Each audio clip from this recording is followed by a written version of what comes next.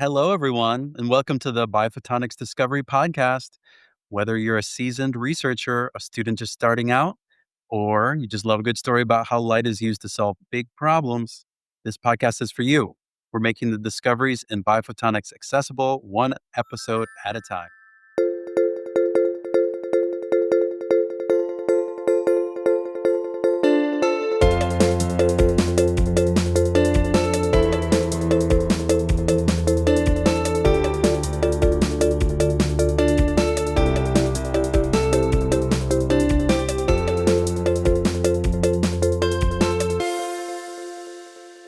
Three-layer model approach sharpens brain signals in optical imaging by Frias and colleagues at the Diffuse Optical Imaging of Tissue Laboratory at Tufts University.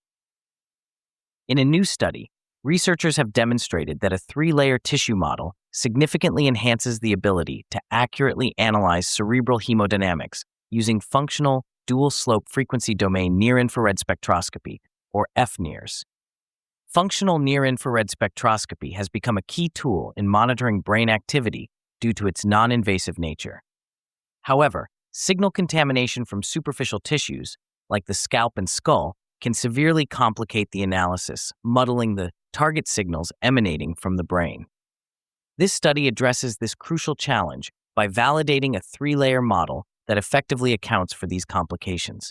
To accomplish this, the research team executed Monte Carlo simulations, generating dual-slope FNIRS data from both two- and three-layered media. They varied the thickness and optical properties of each layer and collected in vivo data from human subjects while stimulating occipital lobe activation in response to visual stimuli. The dual-slope method allows for preferential sensitivity to deeper tissues compared to traditional single-distance measures, suppressing signals from superficial layers. Findings revealed that utilizing a three-layer model, which includes a distinct layer for the cerebrospinal fluid-filled subarachnoid space, successfully reproduced key qualitative features of in vivo data. Specifically, the additional layer aided in differentiating hemodynamic changes that occur deeper within the brain, which is a crucial step in understanding how brain activity translates into vascular responses. As Frias and colleagues state, quote, "The main result of this work is that a three-layered medium, with a second layer that is less absorbing and less scattering than the other two layers, and with a top layer thickness that represents the combined scalp and skull thickness, is able to reproduce the main qualitative features of in vivo data." End quote. The implications of this research extend from academic studies to clinical applications. By providing a more accurate and simplistic framework for analyzing FNIRS data, the three-layer model can enhance the potential for monitoring brain conditions, guiding therapies, and assessing brain function in various health disorders without the need for extensive datasets or costly imaging technologies.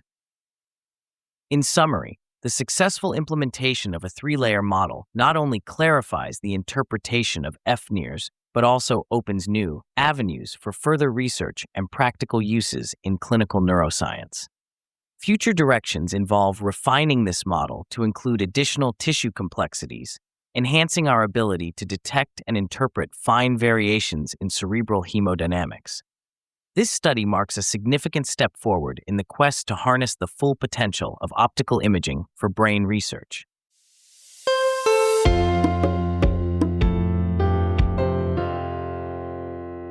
If you enjoyed this episode, please subscribe, leave us a review, and share it with your colleagues. Your support helps us shine a light on the latest in biophotonics research. Stay curious, and we'll see you next time.